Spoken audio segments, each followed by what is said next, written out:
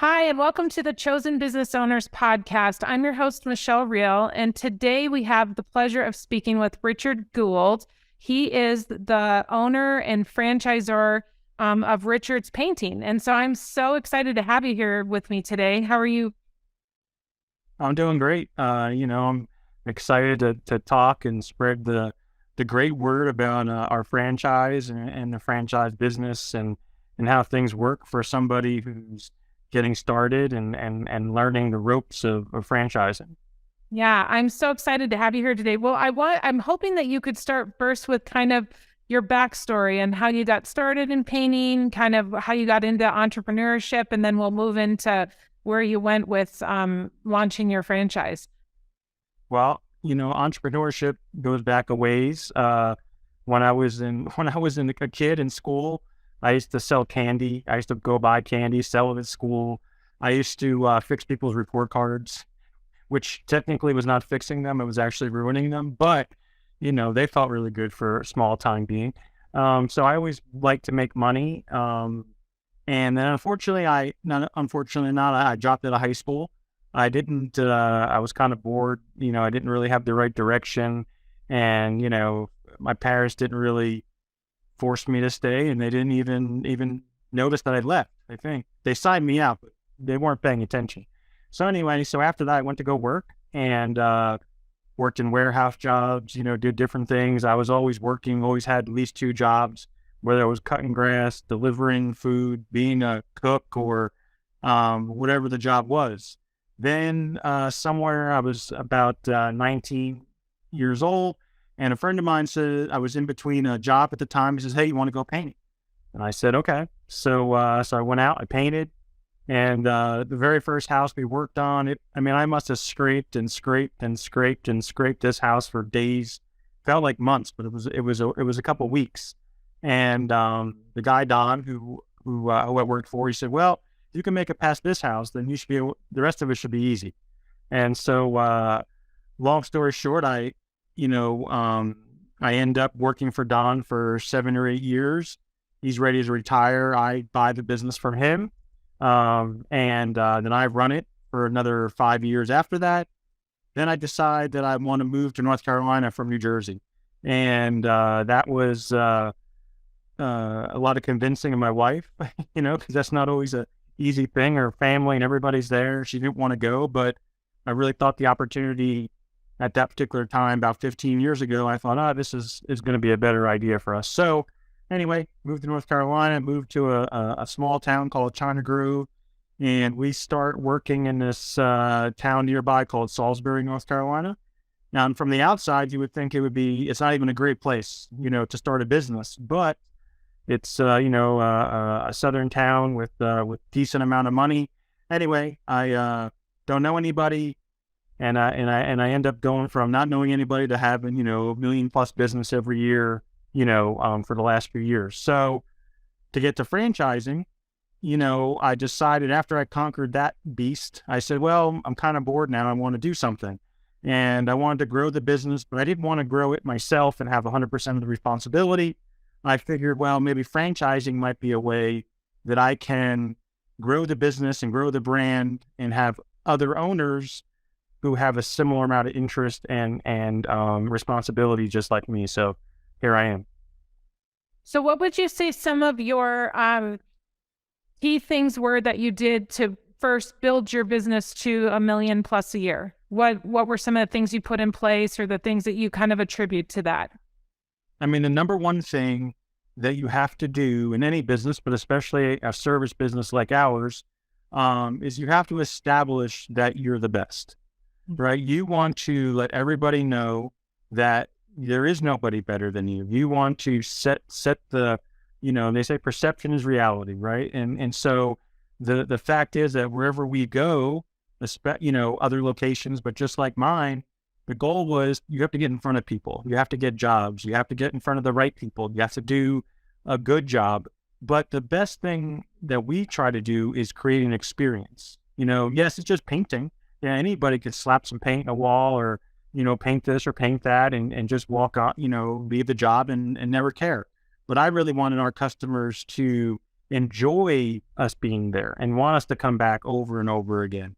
And in that type of system, when you have a great service and you have a great experience, you can charge the right amount of money for that service. That's another key. In your business, our business, there are many people out there who will work for nothing, and you have to establish yourself and not sit there and worry about, well, just because Jim Bob or Susan or Sally is out there doing it for $100 a day, that doesn't mean that's what the job is worth. So, establishing that you're the best and really having brand recognition, right, is a big thing. Like, for us, we may do 200 jobs, maybe 250 jobs a year in our original location, but people think we're doing 1,000, because we do a really good job of letting people know that we're there. And wherever you turn, you see a Richard Painting van, a Richard Painting sign, a door hanger or a postcard, or even with running Google ads or Facebook ads. And, so you're always ingrained in people's head, and that brand awareness is really important. Right. So as you looked at franchising, did you look at any other avenues to expanding before you decided to franchise? So what I did was I opened up another location, not too far away, because I wanted to prove to myself, that, am I successful just because of me? Is it just me that the reason that we're successful, or is it what we do is the reason that we're successful? So I went and started another location, hired somebody to be the general manager, hired, painters, started doing the work, and we became successful. We're profitable. And I decided it's not just me, it's what we do. And so that gave me the confidence to move forward and say, okay, I think I can sell this to other people. And so now it's not that easy. I can tell you, saying it and doing it are two different things in franchising. You gotta get, franchisee first. You got to get the first person to come out and believe in you, right? Because you have nothing to back it up, right? I may have, been successful myself, but nobody believes it until somebody else is doing it. And so that's also a challenge when it comes to franchising. So on that note, where did you find your first franchise? My first franchise was a friend of mine in New Jersey. And, and the reason he became a franchisee was because he was at a stage in his life where he was working somewhere. He wasn't very happy. He was, not the best financial situation. And I came to him and said, hey, look, I've got this opportunity that I think you can help me and I can help you. And truthfully, I have other, potential franchisees call him, because the number one thing he'll tell everybody all the time is, I wish I would did this sooner, because, him as a person, he didn't even have the confidence to do this. Right. I had to he said no, he said yes, he said no, he said yes, he said no. And, I finally said, listen, get off, stop worrying about what can go wrong. Let's figure out, well, what if it goes right? That's why I tell a lot of people that everybody's always worried about the negatives. And I said, well, I always tell everybody, what about the positives? What if this works? What if this is like the greatest thing that ever happened? So, and for him, it has definitely been, one of the most gratifying things for him and myself was, like I said, again, he wasn't in the best financial situation. He has a family. And so after he's been doing this for about a year, he lets me know he has like $30,000 in the bank, right? And that's by far the most money he's had in the bank in the whole life. And so those are things that are gratifying to me to say, hey, not only is our business model working, but I'm also helping to change somebody's life, right? Literally, not somebody who may have $250,000 in the bank and is a middle management executive that is doing pretty good. I'm talking about people who literally are like, this is their break they need to take their life from, just being here to kind of taking it to the next level. And so do people need to have a background in painting? I mean, it sounds like your friend did not. So are you looking for just what are the key things you're looking for in the franchisees that you're wanting to join and lock arms with? No, that's great. I mean, no. I mean, painting is not the most experience is not the most important part of this. Having a personality, having dedication, having the willingness to learn, have the willingness to get out there and bust your ass. Really, that's what you need. There's not a secret formula. It takes somebody or people who want to succeed and are willing to do whatever it takes to get there. And the number one thing you need is to have people who are willing to listen, right? Yes, you're buying into a franchise. So when you buy into a franchise, it's not Sally's painting. It's not John's painting. It's not, whatever painting. It's Richard's painting. And the reason you're buying into that is because we have a proven system, a proven marketing system, a proven way of doing things that can help you be successful. So you need those kind of people who are willing to listen to a plan and listen to a system. So how long after you franchised, got all your FDD paperwork and everything together, did your friend join you? I want to say it was probably 6 months, Okay. if I remember correctly. Yeah. And then what has a lot changed since then in your model? Like, they say you learn from the first one or two that you bring on. I mean, has it kind of been an evolution of things like, hey, this isn't working here and we're going to, shift gears a little, or? Yes. The saddest part sometimes is that I have a tendency to give everybody a lot of leash, right? And I let people, either fail or succeed on their own merit.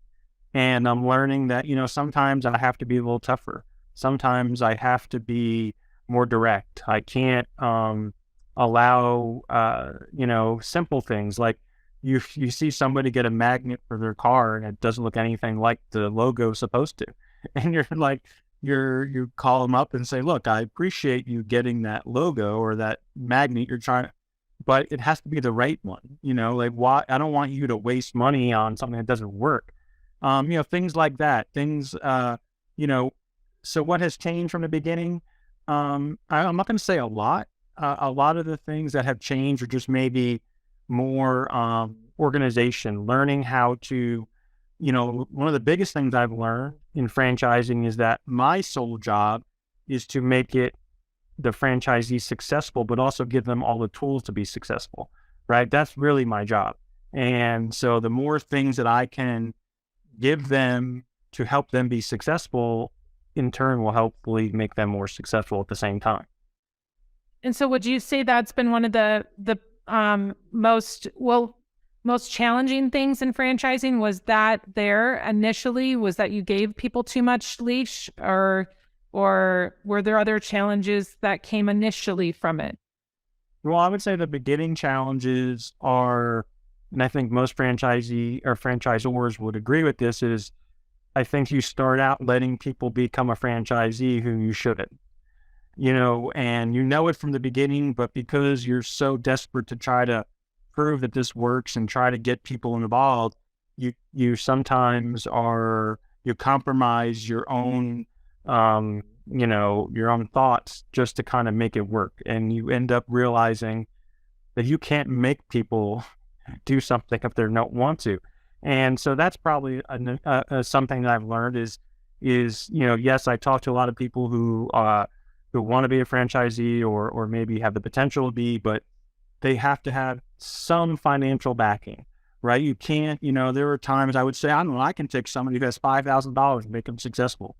I mean, yeah, I could, but that's a lot of work on my part, right? And so it's just almost impossible to start a business without having enough funds to get you from A to B. And what I mean by A to B is the very beginning to the first 6 months, right? That's a crucial time, really making sure you have enough money for your marketing, making sure you have enough money to pay your bills for a month or two, just to kind of get you going until you're able to have that cash flow coming. So those are things I've learned. I've learned more that I need to listen to my wife more, in some situations. She's usually right, but I just don't want to admit it. And I don't want to hear it at the time. I'm so focused on trying to grow something and cultivate it that she's able to say, no, this isn't right. You shouldn't be doing this. And I'm just like, that's okay. Don't worry. I got this. And I need to listen to her more because she's involved with the franchise just like our painting business and everything else. So that's something that I need to do better at. And that's what I was going to ask you. What role does she play in the franchise with you? Does Well, she played a role initially in your corporate location, or she still plays a role in that? yes. So she has always been mostly the, from the beginning, she was the person who, when somebody called, she was the one who answered. She set up my appointment. She set up, that kind of schedule. She did, she took care of all the payroll, the billing, all those paying the bills. That was always her role. Whatever I needed her to do, she would always do. Now she handles a lot more of just the financial parts, and even with the franchisees, we teach franchisees how to use QuickBooks, right? How to do a spreadsheet, how to do a profit and loss, how to do a job costing, spreadsheet. So those are things that she helps the franchisees with. And she also does a lot of the paperwork. Like right now we have somebody who's interested in Washington State. So she'll go and find out all the information. What does somebody need to open up a business in that particular area? And then she gets all that. And then, she gets all the information and she's very important. And I should probably talk about that more, but when she's there every day, sometimes it gets forgotten. Sure. So, Yeah. Well, I mean, we kind of get in our groove and, everyone's in their lane, and then we forget that, oh, there's a lot that goes on in that lane over there that I'm not. no, Oh, no, they're, a lot of times, it says Richard's painting. So everybody, is always enamored with me being Richard, but there's a lot of people behind me who really help me. I might have the plan and I might have the idea, but it takes other people behind me to kind of implement all those plans. So, there's another person, Ginger, who works in our office, who is, she's been with us for, oh gosh, 6 or 7 years, and, in our corporate office, and now she's transitioned over to the franchise part of the business. And, she's if somebody, is writing up an estimate, and she'll look at it and she knows it's wrong, and, she'll say, no, she knows more about the business sometimes, I think, than most of the people who are working in it. And that's really important to have people that, because when franchisee has an issue or a problem or they need help, you need people who can help them and get them in the right, in the right path. right. Well, so I think I read you have, is it 15 franchises right now? Yes, that's where we're at the moment. That's awesome. Congratulations. And that's awesome. With those 15, how many would you say, well, do any of them have a painting background? And then where are they all kind of coming from? Are they from corporate America? Were they employees? Were they CEOs of companies, or? Well, yeah, no, I mean, most of our people, I will say, let's see, we have one person who was an employee who is a franchisee. And he was an employee. He was my first employee when I moved here to North Carolina, and they've done really well so far. But mostly everybody else, we have women, we have immigrants, we have minorities, male, female. We have a wide range of people. We have someone from Leslie is from Ukraine. We have Karen from Chile. We have another Olga from Ukraine. We have Frank, who, African American, who, is local here. So there's so many, the one thing I like about what we're doing is that we're attracting all different types of people. It's not just one type of person where we have some people who have zero painting experience. We had some who have some experience. But nobody really so far has come from the corporate world. These are all working people who have, like I said, really looking for an opportunity to take their life and and get them to the next step to try to build some, wealth for themselves and maybe their family. That's really the people that we've been attracting, since we started. Well, and see, I think that's really exciting because there's a real need anymore, right, for the home services and the blue collar worker. Like we've gotten so far away from that, and I think so many people too don't realize that you can go make an incredible life for yourself owning a business that is an essential, I mean, you look at it, it's hard to find painters to come in and paint your home or paint the outside of your home, or, I mean, there's a real need for services, for home services, for sure. And I feel like it's kind of been forgotten, a little bit. Well, no, I mean, the thing that, especially for our business or any service business, our business, no matter the economy, we have worked all the time. There's never been a downtime. The things that change maybe are, pricing changes, it goes up and goes down. If the economy slows down, more pricing is going to be reflective of that. But as soon as things pick back up, you go right back up to where you were before. And the great thing about the service business is you're in control of that. You can dictate, how if you're slow, you can lower your price. If you are so busy that you have so much work you want to do, you can raise your price. So there's so much, you have all the cards in your hand. It's not like you're, in manufacturing or in restaurants where you have to charge X amount of dollars or there's just no way it's going to work. With us, you can be flexible. You can, you can cut back on staff, you can add staff, you can, go after different types of jobs. And especially in our business, what works for franchising or franchisees is we have multiple revenue streams. It's a fancy word people like to use. But what that really means is we do a wide range of paint. It's not just, we don't just paint, the inside of a house. We paint interior, exterior houses. We do decks, we do fences, epoxy floors, we do pressure washing, kitchen cabinets. While there's a lot of specialized franchises out there where they only do one or they do the other, they don't do this, they don't do that. With us, you can be very flexible, where, you can do a epoxy garage floor on a Monday, and Tuesday you're doing a kitchen cabinets, on Wednesday you're doing a deck, and, Thursday you're painting the inside of a whole house. So it's like you're able to always be bringing money in from different directions. So that's what I think is exciting and a great business model for people who are looking to be consistently busy all the time. Well, and that leads me to a couple of questions. So do you find that most of your franchisees are the ones actually out doing the painting, or are a lot of them hiring out employees?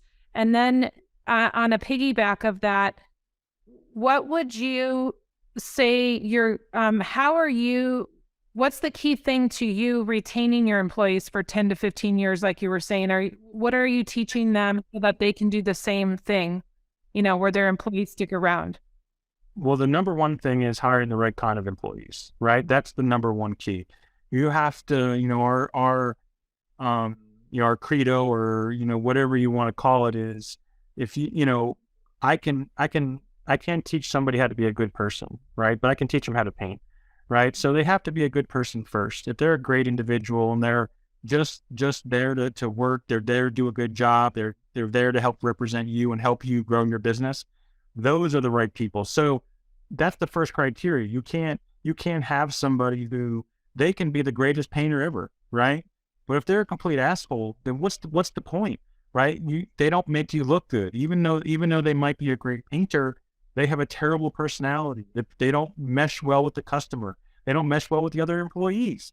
So at the end of the day, you have to hire just good people, right? And that's what we look for first is that, you have to have those kind of people. And that's what, same thing with franchisees. To me, the franchisees and the employees are very similar. So when I'm talking to somebody who wants to become a franchisee, I'm listening to them and I'm talking to them and I'm asking them questions and seeing how they will respond to something, right? That's a number one thing. Like, how do anybody's great when everything's going well, right? Like, but how do you respond when it's going negative, right? Or something's going wrong? How do you, we have this saying, it's not the problem, it's how you fix it, right? And so if you can have the right people who are just willing to, make the best out of a situation, even if it's dire and it's, not going well, but somehow managing to make it work, that's really what you're looking for, both employees and franchisees. Right. I love that. Yeah, I love that. I was, a gentleman I was talking with on Tuesday said the very same thing about his franchisees. He goes, I just want good humans, just good people. If you're a good human, then we can work together pretty much, and I think more and more, yeah, that's the goal, right? We just want The goal. It's the goal. I'm not going to sit here and tell you that it always goes perfectly, but you have to start there, right? And having people, employees for a long time, yes, if they're a good person or have the right attitude, it's gonna work. But also you have to take care of them, right? You have to treat them well. You cannot, beat them up. You can't put them down. You want to build them up. You want people to follow you, right? You want people to get in that bunker and fight for you, right? So for one of my, things is, and I teach the franchisees this too, is I've always shown the employees, I'm willing to get in there and do it with you, right? If something's not working or something's not going well, I'll get in there and paint that. I'll clean this. I'll clean that toilet. Like it doesn't bother me, right? I'm here to try to help you, and I want you to stay here. So, I'm gonna, do whatever it takes, whether it's, giving, buying lunch for the guys or girls and having Christmas parties, having summer parties, having things where people just feel like you're part of a family more than just a job, and that's really how you retain good employees. So what would you say your biggest hope is for the franchisees that you bring in? That the biggest hope is that they're just more successful than they ever thought they could be, right? That's really all it could be.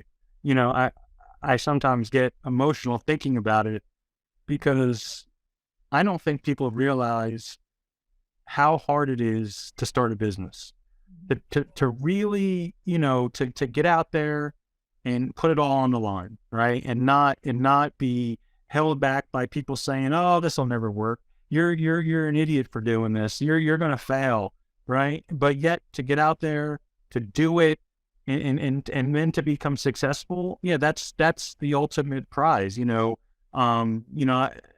money is not, I try to tell all the franchisees, it's not about money first.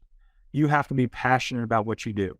If you love what you do, you will make money and you'll make plenty of it, right? And so I guess, that's my ultimate goal, is just to, see people that, didn't have the confidence to even go out and sell a job to somebody, to all of a sudden having people that are selling jobs for them, right? Just to always continuing to grow, just like myself. Like, I'm a different person than I was 5 years ago. And I hope that I'm a different person in 5 more years. So, that's what I hope for my franchisees. Yeah. Well, and I think that's the beautiful part, right, about people being able to buy into a franchise and be a franchisee, because they're not going out and having to recreate the wheel, and they can have somebody like yourself, or like us or other people that have franchises that can hold their hand and can say, "Hey, this is the next step. This is what you do first." Just like what you were saying with your wife, where she goes out, and when you've got someone in Washington that wants to open up, she's doing all the groundwork to figure out for their area what they need to do for license and, insurance and just everything there that, is required of them. And that kind of stuff can take a long time for someone that doesn't even know where to begin to look for that. Oh yeah. It's a major part of it. And the funny thing is when we first started, you give everybody these plans. Hey, make sure when you file your LLC or your tax ID number that you do that. We set it up in steps, right? Like blah, blah, blah. Okay. And then all of a sudden the first couple of franchisees, they say, "Hey, we paid somebody to open up our, our whatever it was." And my wife is like, "You obviously did not read the directions." And so, so what we ended up having to do is, look, we will do it, right? We'll do it with you on the phone and make sure it gets done correctly, and so those are things that you learn, right? Yes, you might write it down on a paper and give everybody the instruction. This is how you do it. But sometimes at the beginning, people are a little bit lazy. They want to just, Google it, and they'll say, "Oh, just, this is what it said." And they click on something, and next thing you know, it's wrong. And we always try to tell them, if anything about the government, you're feeling, it doesn't cost you money. It's free, right? So if somebody's charging you money, then there's something wrong, so whenever anybody, nowadays, when everybody said you can get any mail about anything with the business, you call us first, we'll tell you what it is and we'll let you know if it's right or wrong. So yeah, so there's a lot of legwork that goes into that. For sure, because as soon as they file their LLC with their state, the mail starts arriving with, Yes. let us help you stay compliant and let us file this form for you and that form for you. Fill out, this will be $200, and it goes on, and it's a couple months of that, Oh yeah. Yep. So we just tell them, just put it in the shredder. It's just garbage. It's you don't need it. Exactly. Yeah, that's so awesome. So what do you have any big things on the horizon with your franchise, like big changes or big things that you're going to be rolling out? I mean, yeah, we have our own CRM that we're working on. Just like everything else in life, I make things very difficult for myself. I did test many different systems and we tried to use this or that, whatever the brand was. And I just never felt like it was personal. I always felt like it was like something everybody was using, and it felt like it didn't say Richard's Painting on it. It always said somebody else's name, and I never liked it. And that's just my own ego. And, but I wanted something that was more personal for us, that was more dedicated to our business and how it works. And so hopefully within the next 2 months, we should have that finished up, and our franchisees will be able to send invoices out, collect payments, do drip campaigns, set up their estimates through, it's a whole pool where right now we use 7 steps to do all these things that I'm hoping to combine into one. And so that's our next big thing for our franchisees. And if that's big, we have, hopefully when we're able to release this podcast here soon, Richard Payne is going to be in Entrepreneur Magazine as a top emerging franchise for 2023. So I'm pretty excited about that. I'm not supposed to tell anybody, but I'm assuming by the time I put this out there, it'll be out there. So, but that's pretty cool, especially since, truthfully, I don't even know how I got there. Some days I'm still struggling with realizing I'm a franchisor, and what that means. So, to have some sort of recognition for where we're at so far is somewhat gratifying, and I'm hoping it helps me sell some more franchises. I'm sure. Well, absolutely. So what kind of winding this down, what is your ultimate goal with the franchise? Well, I've had a goal since I started painting, was to be the largest painting company in the country, right? What that means, I don't know yet. There's some out there that are pretty big, and it's going to be pretty hard to do that. But I believe that the more people that we get in front of, and the more people that see what we're doing, and the more people that believe it, it will just continue to grow. I feel like I've gotten to where I am now by just getting people to believe in what we do. And so once the word is out there and getting more traction, more recognition, more people realizing, wow, you can really be successful doing this. And I think it'll just naturally get bigger. So yeah, that's my goal. I mean, but the short-term goal, is to get to, 100 locations, hopefully within, 3 or 4 years. That's, from this point would be great. I don't want to, grow too fast. I see a lot of these companies who go from 0 to 100 in 1 year, and I don't know how they do it. I mean, I know I couldn't do it.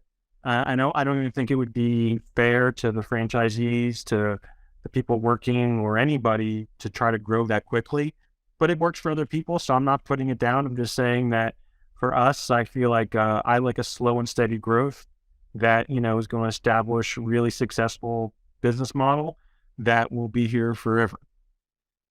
I love that. And what would you say to people that are maybe looking at your franchise? What would be, the reason that they should look at you over somebody else? I mean, you've gone into a lot of that, but what would be maybe your elevator pitch to them of why they should come over? Well, the number one thing is, if you're in service business, looking at any sort of service franchise, we are the best painters out there. And when I say that, I don't mean I'm not trying to be funny. It's not even a joke. It's like we are literally the best painters. And the reason I say that is because I'm a painter, right? I understand painting. I understand the business of painting. And in order to be super successful in painting, you have to have an understanding of the business. You can't just go out there and say, I'm going to start a business in painting, hire other people to do all the work, and then sit back and when things go wrong, you don't even know why, right? So with our business model, you're going to get involved. You're going to have a successful business that is also going to be the top of the market, and you have nowhere to go from there. So if you want to be involved in painting and service business, Richard's Painting is by far the only one you need to go with. And last thing, why would you say service-based businesses or home service businesses? I mean, one of the better, I'm biased because we're in a home service business and we're out serving the community. But why would you say that over maybe opening up a retail location or something else? The truth of the matter is because there is a need for it. That's the number one thing. There is not enough. There's a way higher demand than there is enough people to fill that demand. So, and that's going to be going on for, 10, 20, 30, 40 years. It's not, it's not something where you're able to fill that need fast enough. So that's the number one thing. And especially in painting, I don't know, you can drive down any road in the United States of America and let me know a house or a business that doesn't need to be painted at some point. So true. Right. And if you can find an area that doesn't need to be done, then I guess I'm wrong. But I've driven down a lot of streets and I see a lot of pain. And it's not. Yeah, we feel the same way about trees. The joke in our house is money does grow on trees because that's right. how we make our money. But everybody has trees in their yard, and when you see, and same for you, they're building all these new home communities everywhere, and all of those homes need painting initially, and then all of those homes are going to need painting. And you would know better how many years it takes for a home to pretty much need painting, and that's how we feel about trees. Those trees start to grow up. They plant those little trees and then they get big, and then, they need to be trimmed, and then some of them die and they need to be removed, or they overplant the yards. And it's an ongoing perpetual thing that is going to always be a need. And then I'm sure, and maybe you can speak to this a little bit, but like even just with storms and things, it rips up the outside of homes. And, for us, it rips up trees and landscape and things like that. And so it's just a constant, right? Yeah. To me, like I've said this in other interviews, and to me, painting is the greatest job on earth. I was reading you felt that, yeah. Yeah, it's really it's not hard work. It's not taxing. It's not, many people who paint will always tell you, man, painting is so satisfying. It's so soothing. And it really is. You can sit there and engage in your own thoughts and as you're painting, and then when it comes to the business part of it, you pretty much get paid to make people happy every day. And so it's not a bad life when you think of it that way. The relationships that you build, the customers that you get, the family of your business. Painting is, to me, just a great way to build a wealth of not only money but of existence. And so I wouldn't trade it for anything else in the world. I love that. Well, I have really enjoyed talking with you today. Could you let everyone know where they can find more information out about you, your company, your franchise? Oh yeah, well the first, if anybody out there, anywhere you're looking to have any painting done, pressure washing, you just log on to richardspainting.net, and you can pull up all our locations there, and you can just click on fill out an estimate form, and someone will contact you. And then if you're interested in a franchise, you can also go through the same place. There's a link there on the richardspainting.net website, but also directly you can go to richardspaintingfranchising.com, and you can check out some cool videos of myself and other people, and all the information of what it costs to get started and what we're about. And I'd love to talk to you. Awesome. Well, I so appreciate your time today.